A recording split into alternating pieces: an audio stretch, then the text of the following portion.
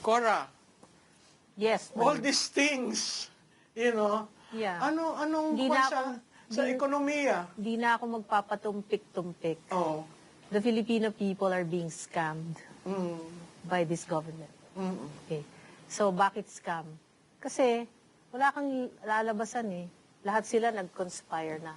Diba? They have weaponized most institutions. I don't know if there's still one institution that's independent or you can call independent. No?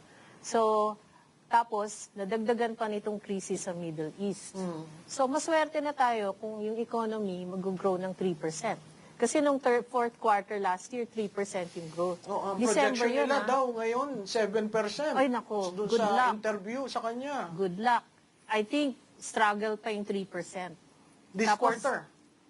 Well, the whole year. The whole Depende, year. no? Depende kung saan pupunta itong gera.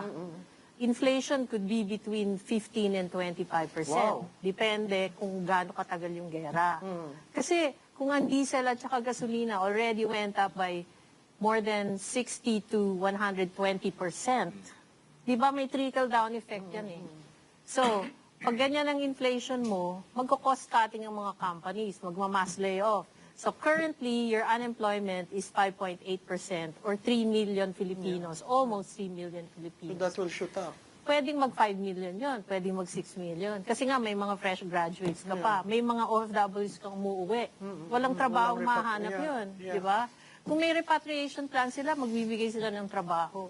Ngayon, wala, di ba? So, saan pupunta itong mga taong to?